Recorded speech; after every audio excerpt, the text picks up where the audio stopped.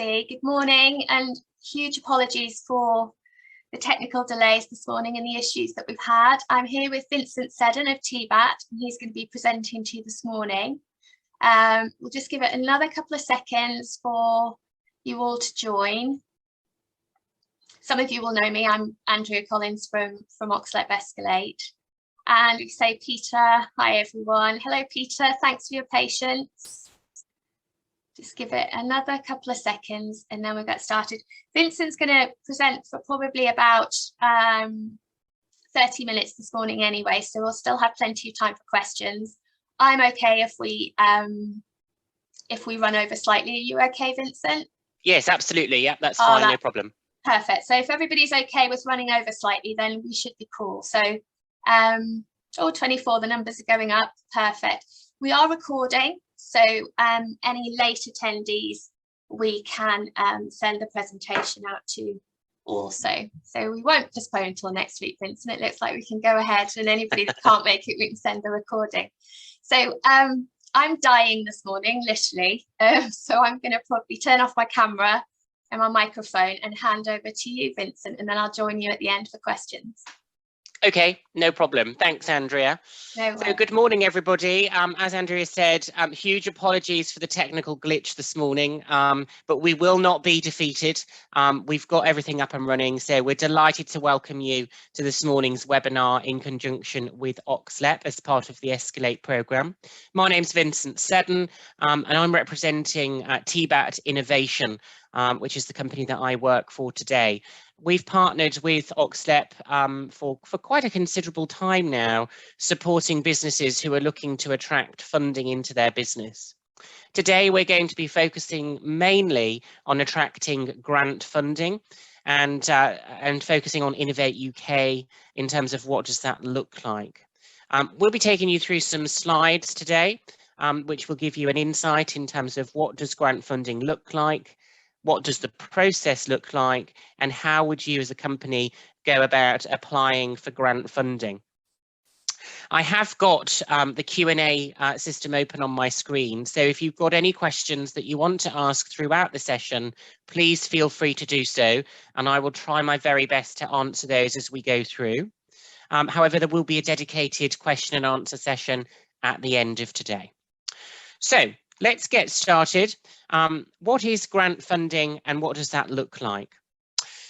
Today, we're going to focus very much on research and development grant funding. You will have heard the term grant funding used a huge amount of times, and it can mean so many different things. So to be very specific in terms of what we're going to cover today, we're going to be looking at research and development funding. So this is cash grants provided by the UK government, issued by Innovate UK. Hopefully you may have all heard of that term. Innovate UK is the trading name of the UK government, providing funding to businesses who are looking to create innovative products, processes, and or services, which are to be developed by UK businesses. What does that actually look like though, and why should you bother with grant funding? Grant funding is a great way to de-risk any innovation that you as a business are going to be conducting or plan to conduct either now or in the future. Creating innovation within a business requires some risk, and that risk will not always pay off. So the funds that you invest as a business do have a risk attached to it. So to attract grant funding, that of course de-risks the process of creating innovation and completing some level of research and development within your business. It's absolutely free money, so why wouldn't you take advantage of that? It's a great incentive provided by the UK government, but it also stimulates investment. So if you are looking to bring on an investor, for many different reasons, but ultimately to bring in further investment to the business, and of course, the support and guidance of that investor, having grant funding would make your business that more attractive because you will have been through some level of due diligence and have the financial backing of the UK government to complete some sort of research and development. That in turn will stimulate collaboration between yourself, the UK government and potential investors, and/or partners that you may need to work with to complete your project. And of course, once again, it reduces the risk of investing the business cash. So that's what we're going to be focusing on today in terms of the type of grant funding and what that might do in terms of the benefits. But what does that actually look like in terms of grants that may be available? We've mentioned Innovate UK, but I've put on the screen now some logos of other grants that may be available. The best piece of advice that I can give to any business at this stage is, if you are looking to apply for grant funding, make sure that you explore all options that are available to you as a business. If you can find a grant that is more specific to your industry and innovation, it's highly likely that the chances of success of you receiving that grant will be quite a lot higher than any of the open calls for competition. And we'll talk a little bit more about those open calls as we go through the slides today. Two different types of major funding are, of course, Innovate UK, which is the UK funding, and Horizon Europe. Horizon Europe, formerly known as Horizon 2020.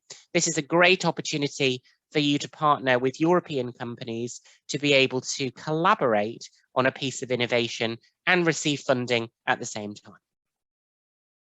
So let's delve a little bit deeper in terms of what does that look like and how can we take the benefit from the grant funding landscape. We've pulled together a slide here which shows you by date and month what is available and when the deadline might be. So starting from the top, we've got the Innovate UK Smart Grants. We're going to delve more into this as we move through. But ultimately, the Innovate UK Smart Grant is an open call for competition. So this allows any UK business who is completing some level of research and development to innovate can apply into that grant. And as a single applicant, you can apply for up to 500,000, and with an official partner, you can apply for up to 2 million. So that's quite a sizable chunk of money that you could look to bring into the business. Those that sit underneath the Smart Grant are what we call themed competitions. So there is currently a UK-Singapore collaborative R&D. So this is a company that would do a piece of R&D in the UK and collaborate into Singapore to deliver some level of innovation. We've got the APC20. This stands for the Advanced Propulsion Centre. This is all about automotive and links into what's called the Niche Vehicle Network. We've got the DASA Open Call for Innovation. So this is all about innovation that can help in relation to defence. So most of the time moving into the MOD and supporting some of the work that they may be doing. There's also commercialisation of quantum technologies. Does what it says on the tin. The Automotive Transformation Fund. This also links into automotive industry and can also benefit various different types of innovation. And then at the bottom, we've got the Industrial Energy Transformation Funds. This is all about taking dirty ways of creating energy and cleaning them up. This is the tip of the iceberg in terms of what is available and what you can apply into. There are various different other types of funding that may become available as we move throughout this year, but this has been pulled together to give you an idea of the types of funding that may be available at the moment and in the future. So this is absolutely available right now, and the deadlines you can see in front of you on the screen. So for example, the Smart Grant that's currently open, that opened in January, has a deadline of April, and so on. If anybody has any questions regarding these specific grant funds, that's not the Smart Grant, more than happy to have a specific one-to-one with anybody after today's call to discuss those opportunities in more detail, because today we're going to be very much focusing on the Innovate UK Smart Grant. One thing to mention at this early stage as we move through the next few slides is that the Innovate UK Smart Grant is an open call for competition and runs within 3-month tranches. So normally what happens is the grant will open, let's say on the 1st of January and close on the 31st of March. So not quite that exact, but within that time frame. And then once one closes, another one opens. So there is normally always a UK Smart Grant available to apply into. However, we have recently been informed that the current Innovate UK Smart grant that is available at the moment is the last one of its kind. They will be removing the Innovate UK Smart grant and replacing it with something similar. However, we haven't been informed of what that will look like specifically, so we're still waiting for information on that at this stage. But what we do know is the current grant that is available at the moment is the final one for the Innovate UK Smart. In order to apply for the Innovate UK Smart grant, you need to fit into a few different opportunities. So the R&D funding for this kind of grant is for disruptive, innovative projects in any industry sector. So it's an open call for innovative projects across the board. However, your project must demonstrate a clear, innovative product, process, or service with a strong and deliverable business plan and a clear and anticipated growth impact, which will lead to significant return on investment. These three areas are obviously something that you will not know for sure right now if you're creating some level of innovation. So it's your job as a business to convince the funder that you have taken all of the necessary steps to research why you feel your product, process, or service has a great opportunity to be a disruptor in the marketplace. And to keep things simple, what we normally find is that there is a challenge that's being faced, and you have created some level of innovation to overcome that challenge and to create a business out of it. That's how I like to keep it very simple in terms of what does things need to look like. There are three different types of funding that you could look to receive within the Innovate UK Smart grant. We have what's called feasibility studies, industrial research, and experimental development. These are three different types of funding that you can apply into. The feasibility studies are an opportunity for businesses to apply for funding where you are at the very early stage. So you've got a problem or a challenge that you'd like to overcome with a piece of innovation, but you're not quite sure whether it's going to work or not. That is an opportunity for you to apply for early stage feasibility studies. And you can apply for a considerable amount of money, up to the 500 as a single applicant, and as a consortium up to the 2 million. Same for industrial research. And those two types of funding will get you up to 70% of the project funded. Experimental development is later stage. So this is where you've got a good idea of what it is that you want to achieve, but you need to do some level of further testing in order to get into the marketplace. So experimental development will still provide you grant funding, but it's likely that that will be around the 50% project cost.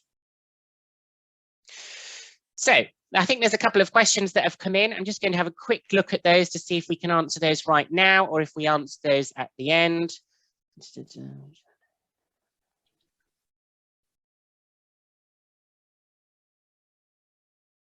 Yeah, okay, so we have social enterprise.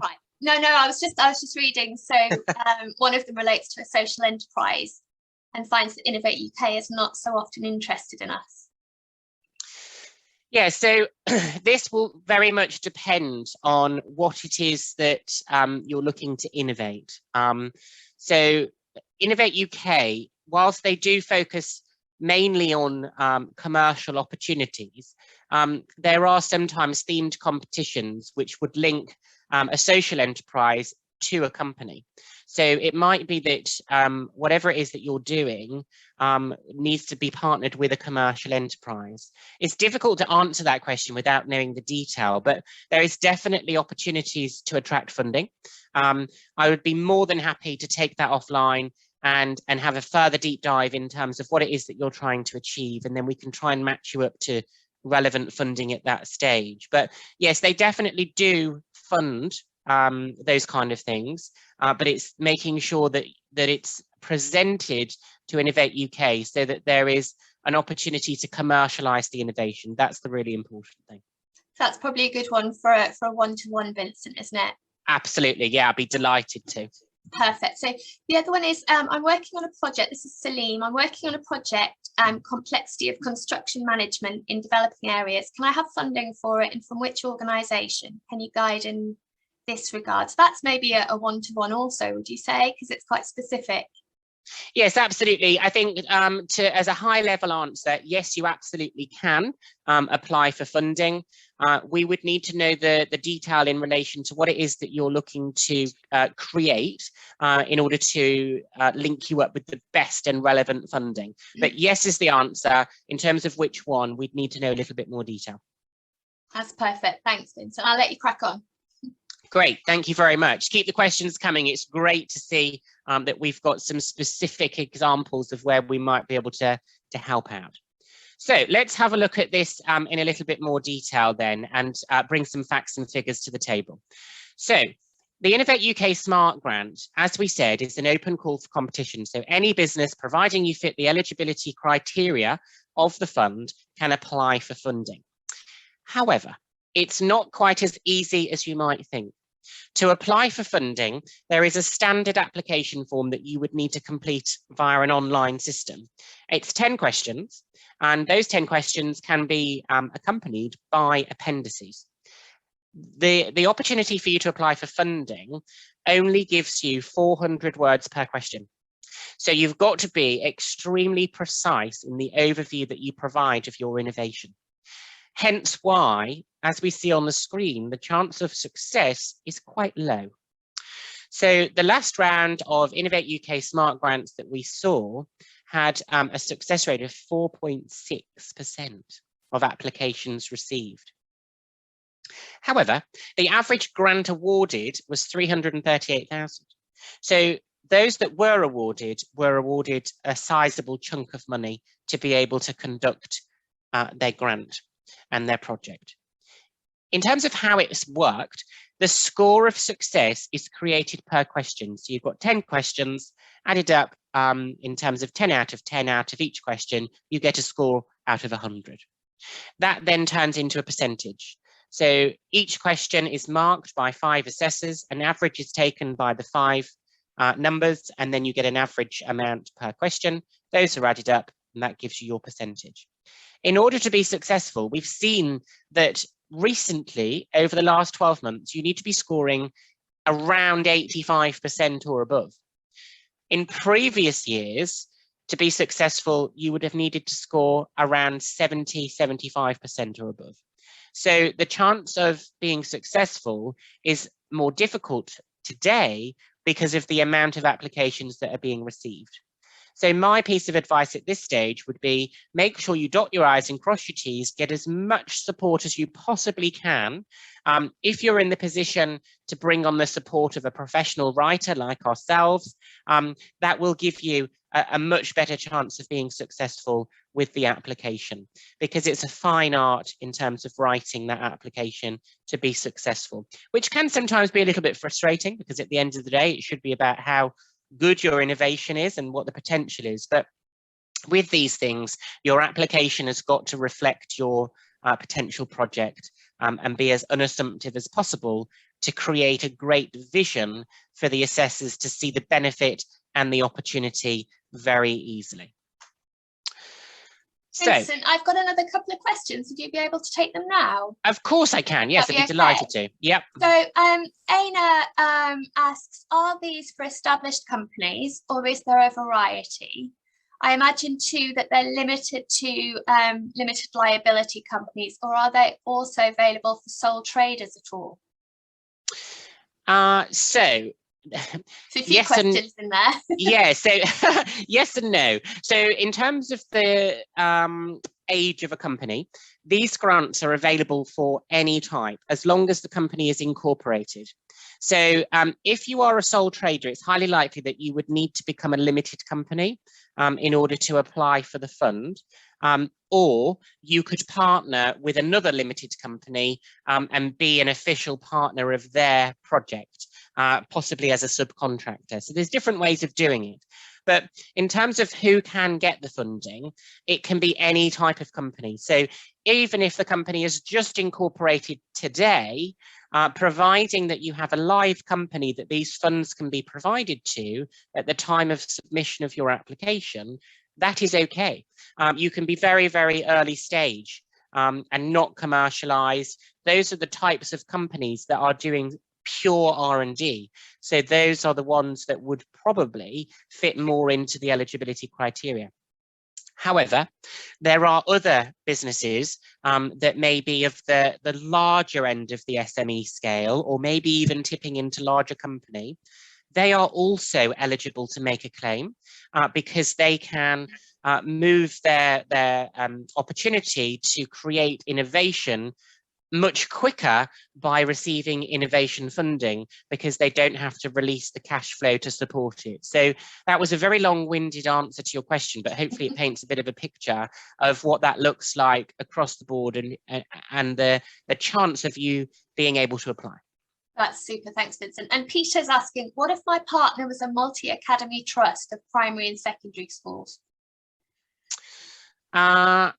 It would depend on the project that's being created in terms of the innovation. So we would need to check how that's set up in terms of company structure. And that can be very easily found within the eligibility criteria, and it would depend on all partners to make sure that you were all eligible for the funding. If they couldn't be put in as an official partner, then there may be able to be some level of subcontractor work done between the lead partner and those working alongside. That's super. Sam's asking, we have developed an EdTech product, which is currently in the market. However, we're looking to expand this product in order to boost our business prospects. Would we still fit into the eligibility criteria for the Smart Grant? Absolutely, yeah. So if you've got an existing product in the marketplace at the moment, but you need to do further development to increase your business opportunity, you can apply for funding. What we would need to do is just make sure which element of the grant you fit into. So you would either be industrial research or experimental development. I would imagine if you've got an existing product but you need to change it to do other things to continue to develop that, you would fit into industrial research. So you could claim up to 70% of the cost of that development. That's super. And finally, Bill, and then I'll let you crack on, Vincent. But Bill is asking, okay, we're a training business that switched from in-person to online. I know, Bill. Hello, Bill. I hope you're well. We have experimented with new formats, which have meant that non-UK customers have risen to under 5% to over 30%. We believe that there would be significant growth opportunities from further development. Would we be relevant for an experimental development or feasibility grant? Ironically, our expertise is in grant seeking for not-for-profits. Yes, so that could actually, if you were developing something to benefit companies outside of the UK, that may give you the opportunity to apply for European funding. But we would need to check where the funds were being spent. So Innovate UK very much like the funds to be spent in the UK and the development to be created. It may have a benefit outside of the UK, but it very much needs to be awarded to a UK company and the fund used to develop whatever it is that's being developed in the UK. So that I'd be delighted to have a one-to-one to talk about that more specifically, should you want to, Bill. But I think yes is the answer, but we would need to see where that fitted the best, so to speak. That's super, Vincent. And finally, just what was the closing date? Emma's asking for this round of Innovate UK Smart Grants. I think you said April, was it? Yes, that's right. It's the 13th of April. Perfect. At 11 AM to be precise. That's wonderful. And finally, do grants always need much funding? Not always, no. So, for example, DASA, which is the Defence Accelerator, they will provide funding 100%. There are a few others, but in most cases, you will need to provide some level of matched funding. And I would always say, bear in mind, you probably need to get around 30%. But just to add on to that, that's a really good question, actually. If you need to provide matched funding. You don't need to have that chunk of money sat in your account. So let's say you applied for 100,000 for your project, 70% was grant funded, meaning you need to fund 30,000 of the 30%. You don't need to have 30,000 sat in your account ready to be used. But what you do need to be able to demonstrate is that over the first part of the project, you can fund that 30,000 via your cash flow, and we'll come on to that in a second. So yes, there are sometimes 100% funded projects, but most of the time you're probably going to get up to 70% of the project costs. This is great. Thanks, Vincent. These are fantastic questions. They really are. I'm going to let Vincent move on for the minute. I know another couple have come in, but if we let him move on, just to set some expectations, because we were running late this morning because of the technical hitch, Vincent and I aren't in any time pressure to leave at 11, so we can go on as long as it takes. But for any of you who do need to dip off at 11, we're recording, so you will get a copy. Vincent, can they have a copy of the slides and we can issue the copy of the recording? Absolutely, yeah. Perfect, that's wonderful. So just to set some expectations, if you do need to dash at 11, that's fine, but by all means keep the questions coming, and we're quite happy to field those after 11. Okay, sorry Vincent, go ahead. No, don't apologise. I love questions. As many questions as the better. Okay, let's move on through the slides and see what other information we can pull out of here. So we had a question from Salim in terms of sharing the link for the application. We absolutely will do that. You'll get a link for the Innovate UK Smart Grant. But my advice, if you're looking for grant funding, is to keep an eye on the funding portals. We have a very shall we say, intricate website that provides a lot of information regarding the grants that are available now or coming up soon in the future. So if you want to check out our website, it's tbat.co.uk. You'll get the link after today, but there is a useful funding finder on there, and we pool as much information as we possibly can together so that you can very quickly and easily find any grants that are available now or soon in the future. And that's done via industry, so you can have a quick look on there. It's a bit of a minefield when you look at these online, because there are quite a few different online portals that are very useful, but to get to them can be quite tricky, and to find the relevant funding. So we've tried to pull everything into one place. The links will then take you onto the online portal to find more information. So definitely recommend having a look at that, checking out the scope and the eligibility to make sure that you fit as a company, and then looking at the application process. Make sure that you read the competition details and scope. So if it's not the Smart Grant, make sure that you fit into it. So most of the time they will say, we will fund A, B, and C, and we will not fund A, B, and C. So it will tell you quite specifically what will be funded and what won't be funded. So always check that to make sure that whatever it is you're doing fits into that. And speak to advisors that are available. There are a huge amount of support mechanisms available through different sources. So, of course, you've got everybody at OxLEP who are available to help and support. You've got Andrea and her team who can provide support to you. And in terms of specific grant funding support, you have got advisors at the KTN, which is the Knowledge Transfer Network. You've also got Innovate UK Edge, who are available to support. And then you've got people like ourselves who are standalone consultancies who can help as well. And we very much provide as much education as we can to give you the best possible chance of success. So a few different high-level overviews there, but let's now look at the nitty-gritty in terms of the commercial eligibility criteria that you might need to meet. So as we've mentioned here, for the Innovate UK Smart Grant, we're talking, so there are other grants available that may be available to businesses that are not UK businesses. So you must be a UK registered business in order to apply for the Innovate UK grant. You need to make sure that you are aware of your size of company, because this will stipulate the level of funding that you would receive. The majority of the time, we're speaking to SME companies, which is quite a big band in terms of the size of the company, employees and turnover. Make sure that you identify the industry and target market. When you apply for Innovate UK funding, your innovation may fit into various different industries. My advice to you would be pick the one that has the best possible chance of being successful commercially. You will always have the option to pivot into different industries once you've got to market. But in this purpose for applying for grant funding, always choose the one that gives you the best opportunity and has a clear and defined route to market. And make sure that you understand, have you applied for grant funding before? I always find that this is a bit of a silly question in these slide deck, because surely you will know if you've applied for grant funding. But the reason that that question's in here is because if you apply for funding through Innovate UK, you get 2 chances. You get a first submission and a resubmission. If you are unsuccessful both times, you cannot apply for that project again.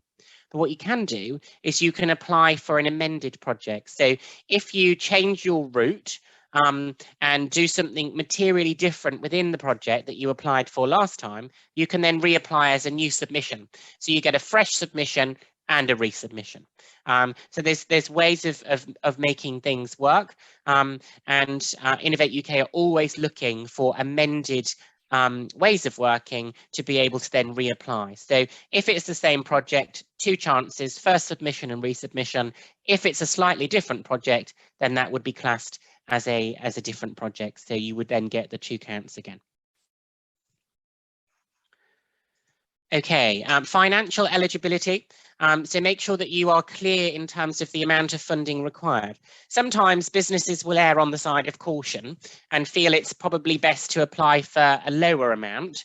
But my advice would be apply for what you need to be successful.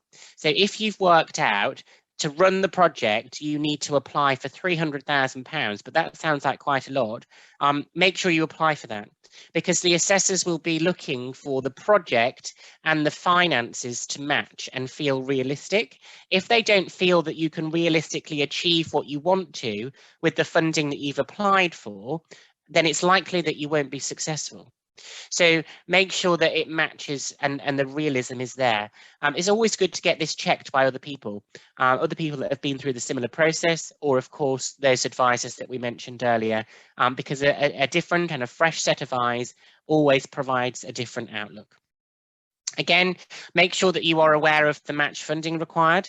So as we said, you don't need to have the chunk in your account available to use, but you do need to be able to demonstrate how you can fund that first section of the project. And of course, your project costs, which we've already covered. Okay, so these are some of the funding rates when you apply for funding. So we've mentioned these a little bit briefly as we looked at the first stage of this session. It's split across the type of funding that you may apply for and the size of the business.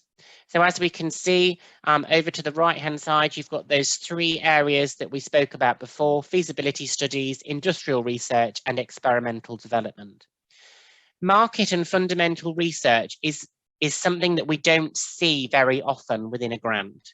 So if this part of the funding is available, then you could look to receive 100% of the project costs. But it's not very often we see that available. Most of the time within grants, it's these 3 areas that you would be able to apply into. And it's these 3 that are available within the SMART grant at the moment.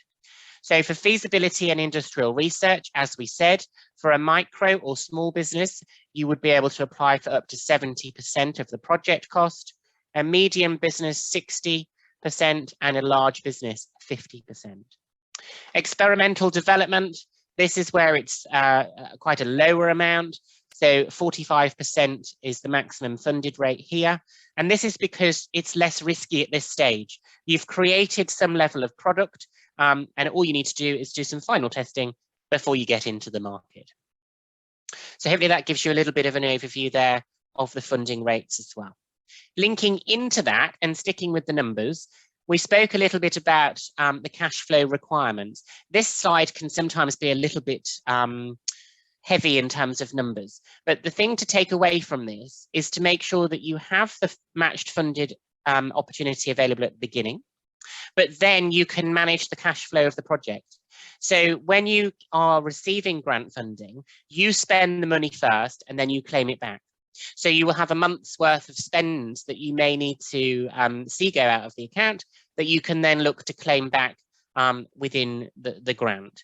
And sometimes that can either be a month, or it can be a quarter. So it's always good to make sure that you check of when that might be received. Most often with Innovate UK, you will receive your first grant payment within month 4. So the first quarter is funded by yourself, which is of course your 30% requirement, and then you start to draw down on the grant after that. So it's just making sure that you have a healthy cash flow to support the grant so that you can spend the money first and then claim it back from the grant. Some of the eligible project costs that you can include. So you probably sat there thinking, so what can we actually claim? What does the grant look like? And sometimes people will say, can I claim for my own cost or can't I? Well, you absolutely can, providing it fits into these areas. So labour covers all of the labour costs associated to the grant. So if you are the main person that's completing the R&D for the grant, then your salary is claimable through the grant. And that salary needs to be realistic for the work that you're undertaking.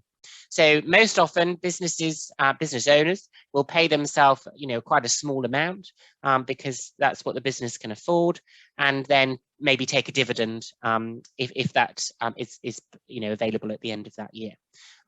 Labour is always something that needs to be incorporated at a realistic amount to make sure that you have everything in place to make the project as viable as possible.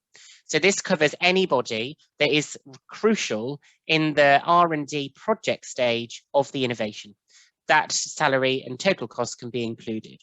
Again, subcontractors can be included as well. If you're a sole applicant or a consortium and using subcontractors, they like the level of subcontracted work to be on the lower side. So you need to be around the 30% or below subcontractor fees into the project. If it goes over that, you might want to think of including that company as a partner into the project costs rather than subcontractors, because they want to see how that's going to be done within the project plan. Overheads can be included, materials, any travel, and capital depreciation on anything that's purchased and required for the project as well.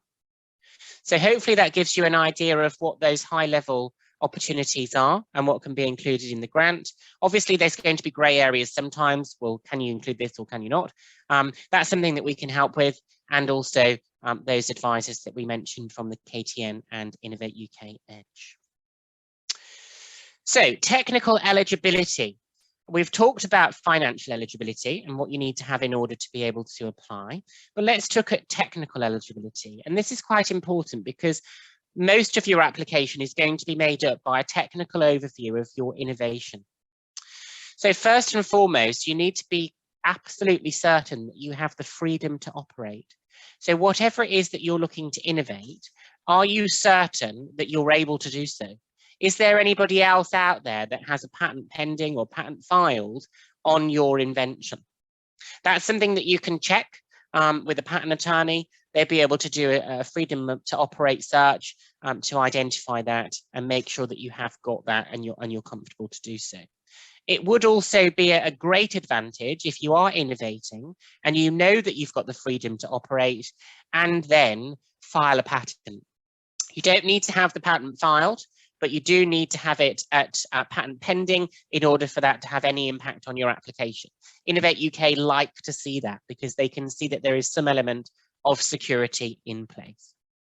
Make sure that you're aware of the level of innovation you're at. So Innovate UK will fund innovation at the early stage of R&D. So if it's late stage, it's likely that that will go into experimental development or may not be applicable for grant funding. So you need to be pre-commercial in order to apply for funding for that project.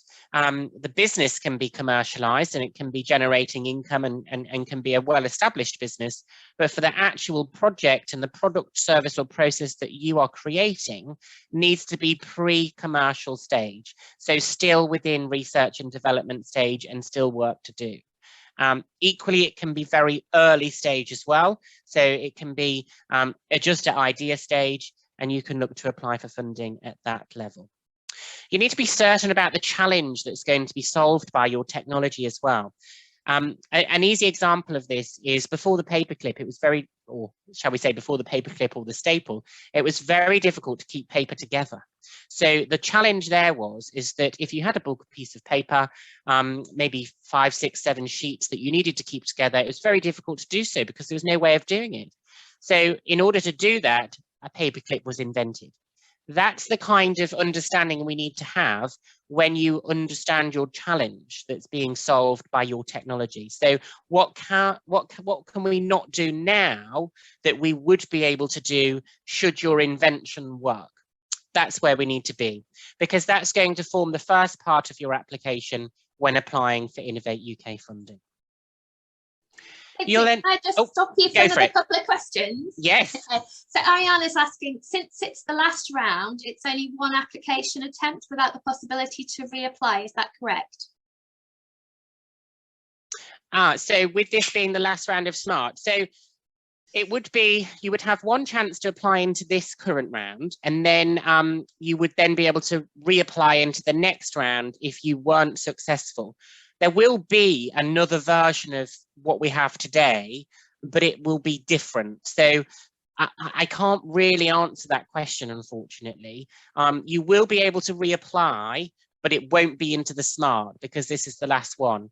What I don't want you to think is that you've got a one chance saloon, because hopefully that won't be the case. You will be able to apply into the new version or another type of funding should you not be successful this first time. That's super, thanks Vincent. And Kate's asking, are bigger projects more likely to succeed than small ones? Or in other words, is it worth applying for a project under 50k?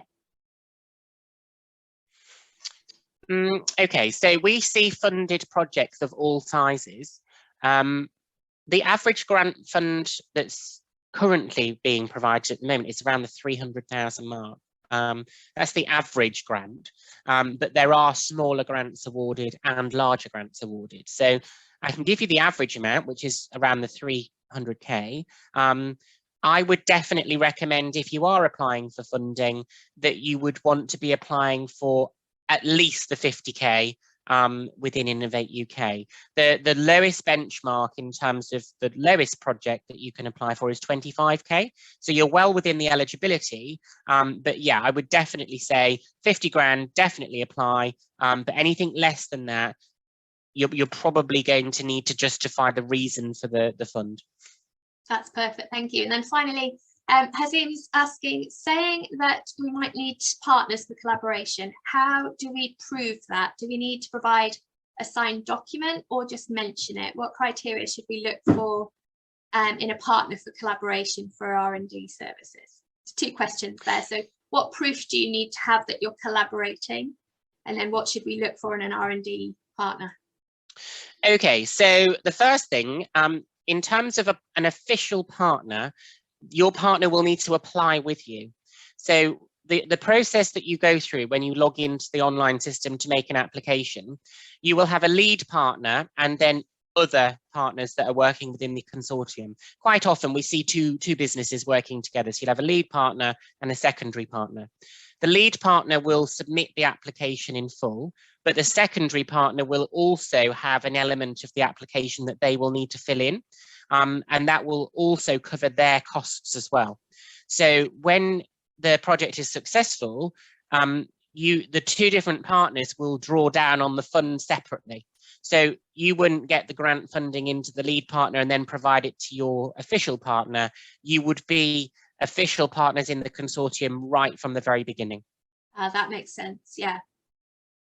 And then the second question you asked was about how do you find R&D partners?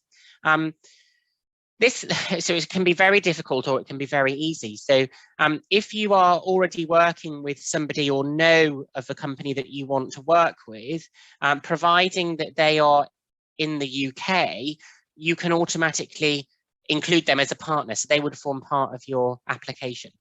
However, if you need to work with a partner and you have no idea who that partner might be, then you can go to places like the Knowledge Transfer Network, and they help and support in terms of building consortiums. So you would go along and say, this is what we need, this is the type of partner we're looking for, can you help? and they would do their very best to find a suitable partner for you to approach. And there are various different catapults around the country that you could lean on as well. And also, if you're looking to partner with a company outside of the UK, then Andrea is definitely your first point of contact to help with that. Even if she can't, she may have really good contacts that can. That's perfect. Thank you, Vincent. Yes, absolutely. Anything of an international trade nature, by all means, contact me directly. That's super, Vincent. I'll let you press on. Okay, great, thank you. So we've looked at technical eligibility. Let's look at project eligibility. So have you identified the right funding competition? So this is where we look at if you're applying for an open call for innovation or whether you're looking for a themed competition. Again, just as a reminder, my advice would be always apply for the themed competition if it's available. Do you need partners or a consortium? Well, I think we've covered that quite nicely between myself and your questions, so thank you for helping me there. What is the project duration? So with a funded project, you will always have a duration. So the minimum is normally around 6 months. The longest can be up to about 3 years. So be certain of the time it might take to complete your innovation. It doesn't have to be exact to the days, but it helps that it fits within some kind of band. And then also make sure that you're aware of what stage your research project is at. So if you've already started to fund the project and do some work, that work cannot be included in the project. You can use that in your application, but you wouldn't be able to claim for any funds spent before your official project start date. An overview here of what the application actually looks like. So we've looked at the technical eligibility, we've looked at the financial eligibility, and you've ticked all of those boxes. So you're now ready to make your application. This is what the application will look like. So we mentioned there are 10 questions. These are the overarching themes that you will see in each question. So as you'll see, question 1 is all about the challenge, which will probably make sense now as to why I've been talking about the need and the challenge quite a lot today. You've got to be absolutely certain to provide that overview. If there is no specific challenge for your invention, then it's likely that the assessors will look at that in a negative way because they can't see a need for the work that you're doing, hence there's no need for public money to be provided for your innovation. So that's got to be absolutely I's dotted, T's crossed in terms of a specific overview of why you feel there is a clear challenge that needs your work. Once you've done that, you'll then go into the innovation. So based on the challenge, this is what you're looking to create in order to overcome that challenge. You'll then provide an overview of the team. So who's going to be working on the project? And this is an opportunity for you to show the strength of the team. So why is it important that those individuals work on the innovative project? You've then got market awareness. So this is all about market research. So what research have you done to prove that it's likely that your invention will be successful? You've then got an opportunity to demonstrate the route to market. So how are you going to create a really successful business opportunity out of your invention? Then you move into impact. So what impact might your invention have? Be really realistic on this. So if it's going to have a negative impact on something, make sure you identify it and you show that through impact and risks. What you need to be aware of is if you have got any negative impacts and any risks that you identify, be certain to provide an overview of how you're going to manage that risk. Then it will ask an overview of project management. So how will you manage the project? How will you make sure it happens? Then you'll have an opportunity to show the added value that your invention will provide, and then an overview of the costs. So what will it cost in order to complete the project? And again, be really realistic in how that will look from a financial perspective. So those are the overall questions, but what does the question format actually look like? So each question you'll be provided a high-level overview of the question. So as you can see here, this is an example question of question 1. What is the business need, technological challenge, or market opportunity behind your innovation? So if you read that and think, oh, unless you're experienced in answering these questions, a little bit, where do I start type thing. My advice for you at this stage is make sure you then read the bullet points underneath that overarching question. This will give you an opportunity to have some help and support in how you write your answer. So where it says describe or explain, make sure that your answer covers all of these bullet points. So the main motivation for the project, the business need, the nearest current state of the art.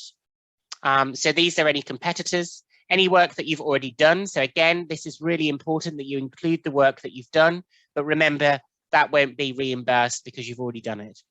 And then also the wider economic, social, environment and cultural challenges that may be faced. So within those questions, you will get a describe and explain section for every question.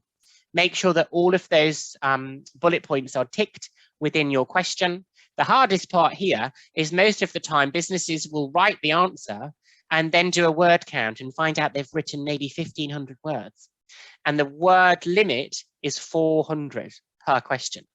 So it's having the ability to move anything that you can't cover in these questions into any appendices that may be permitted throughout the application stage. Each question will tell you whether you can or cannot provide an appendice with your answer.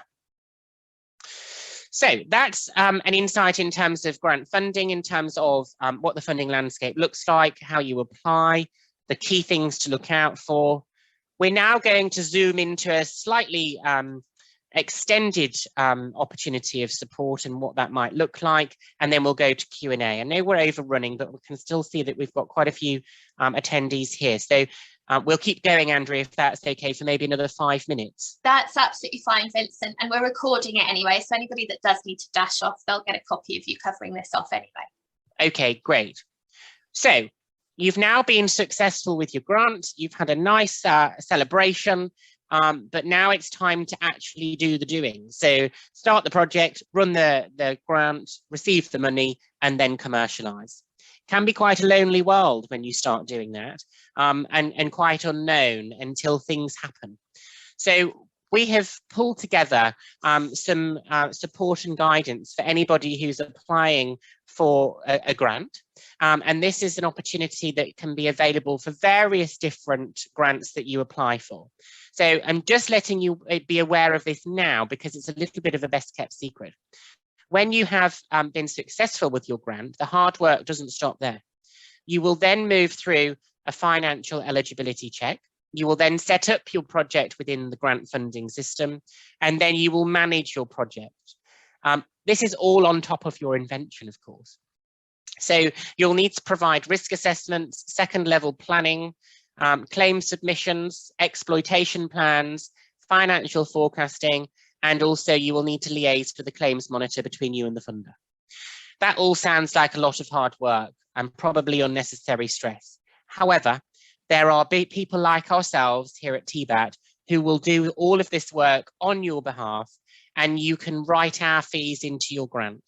So I'm not showing you this to give us an opportunity of bringing on new clients. I'm showing you this so that you can be well prepared should you apply and be successful, because it is a very time-consuming piece of work to manage the claim, but it doesn't have to be, because people can do that for you, and you will only then incur the 30% of our fee, because the rest is paid for within the grant. If anybody wants to know more information on that, please do let me know. I'm not going to go into any more detail, but I thought it would be worth mentioning at this stage. And then some very final case studies that we've seen recently. We can't go into too much detail because we're under non-disclosure with these companies, but some recent grants that we've seen that have been funded by the SMART grant that we've written. These are within the last 6 months, probably a little bit less than that, but they're definitely within the last 6 months. We've seen an augmented voice technology system be funded 256,000. We've seen a company who are creating an animal fat alternative be awarded 342,000, and then a state-of-the-art safety door being awarded 73,000. We've included different types of or different sizes of grants there to show you that grants are available for every type of company and every size of grant that you may need to apply for. Some very final top tips. Make sure that you answer all questions and bullet points, as we've shown in the example question.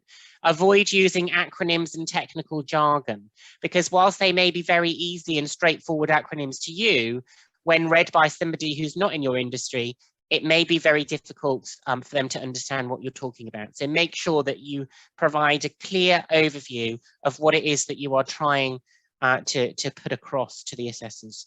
Make use of the formatting options. So make sure, I always say, make your application sexier than someone else's, because those applications are going to be read by similar assessors, and they may have 50 or 60 to read. And by the time they get to their 55th application, they're probably a little bit worded out. So if you can, make your application stand out from the crowd. So you can change your font, you can put different colors, you can make things bold, bullet points, use all of those things to make for easy reading and assessment. And make sure that you leave plenty of time for writing, reviewing and uploading any of your application stages. Whilst the deadline is the 13th of April, which may seem like a long time away, there's a lot of work to be done from now until then. So give yourself plenty of time.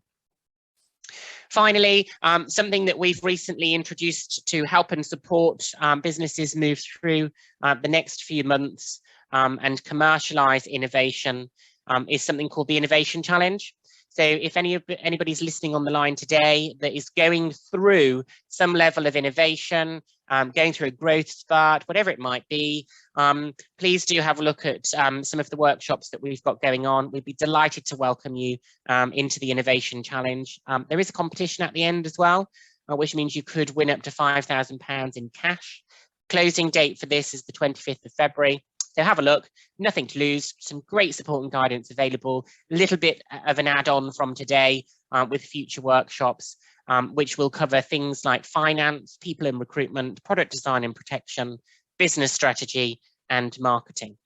And on top of this, have a look out for all of the help and guidance that we're doing in conjunction with OxLEP. Those power hours that we've been doing on a regular basis have been fantastic, and we'd be delighted to welcome anybody from today's session into those power hours moving forward. But that certainly isn't my specialism, it's Andrea's. So I'll let her talk to you more about the OxLEP side of things. But before we go into any final sessions, Andrea, do we have any questions that I've not answered so far that we need to provide an answer to? We do. Just while I'm pulling up my slide, we've got Ariana's asking, is the 30% match funding responsibility shared by the partners, or does the lead partner bear full responsibility? No, if I so could actually, just, sorry, Vincent, if I could just ask you to stop sharing your screen and then I can pull mine up. Of course, yeah, there we are. Right. That's a really good question, and I've never been asked that on a webinar before, so it shows that you've definitely been paying attention. So the 30% is bared by the whole consortium. So it wouldn't be something that the lead partner would need to do on their own. It would be 30% of the total project cost. So that would need to be an agreement between the partners to who's responsible for what, because it's not always an even split. You may have a 300,000 grant, 200 is going to the lead partner and 100 to the secondary partner. So that's something that you would need to distribute between, but yeah, it's definitely not the responsibility of the lead partner on their own. You're right, that's a really good question actually, Vincent, isn't it? Can you see my slide there? Yep, we can. You can, okay, bear with me 2 seconds. So just very briefly, as Vincent said, and I know we've changed view there, but there's no notes to confuse you or anything. OxLEP eScalate, so we work very closely with TBAT and Vincent, and he's one of our specialist advisors that deliver grant support, him in conjunction with his colleague Esther. So they do our grant funding power hours. So you might be familiar with power hours, but they're not just on grant funding. We've got them on scale up and investment, international trade, PR, social media. They're all on this slide. And you can access those by having your 12 hours of fully funded support via eScalate. So some of you, I recognise a number of names on these calls, on this call this morning, but some of you might not be existing eScalate clients. So you can register your interest in the programme at escalate@oxfordshirelep.com. And once you're all signed up, you have these 12 hours of fully funded business support, which you can use for webinars like today, but hopefully we're going to be back in the realms of face-to-face again at some point in the future. So we'll be running workshops perhaps out of our base at the Harwell campus or around Oxfordshire, the wider region. You've got the power hours. You've also got our network and support sessions. So we've got a number of very successful women in business peer sessions up and running at the moment. We're just about to start cohort 5. We're starting our international trader network and support and our scale up network and support. So they're kind of like peer-to-peer offering, if you like. And then for those businesses that are on the cusp of being investment ready, then we also have our pitch to the panel event, which is kind of invitation only. It's quite exclusive, and it's for those clients that are really primed for investment. And we basically take you through getting all of your pitch material right, your investor material right, and we then put you in front of a number of VCs and business angels for our pitch to the panel. We've just held our first one and it's been a phenomenal success. So we're very excited about that. Everything that I've talked about is via our Eventbrite link, the OxLEP Eventbrite link, so you can sign up to everything that I've mentioned there. But do contact the team at the email address above, and they can get you all sorted with paperwork and make sure that we're maximising those 12 hours in the way that best delivers value to your business. So that's really a bit about eScalate. Should we go in and see if there's any more questions? Absolutely, be delighted to. Okay, let's just have a look. So I am just about managing to stay with us all. Can I get that up? Let me just move that down. Okay, so chat we covered, just everybody saying thank you. Q&A I think we've done.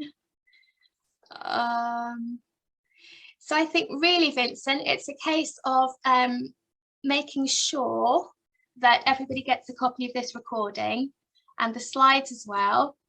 And then we'll add an additional slide for how you can book those one-to-ones for that specialist support. Perhaps we can have a mixture, Vincent. We can have some go through power hours and some maybe go through TBAT directly, just to make sure that everybody's getting the support at the right time, because time is of the essence with this, isn't it? Absolutely, yeah, be delighted to. Perfect. Okay. Well, again, everybody who's still with us, thank you so much for your patience. Apologies for the technical hitch, but hopefully you found it really worthwhile and you've enjoyed your time with us this morning. So thanks again, and we'll see you soon. Thanks, Andrea. Thanks, everybody. Thank you. Bye-bye. Bye-bye.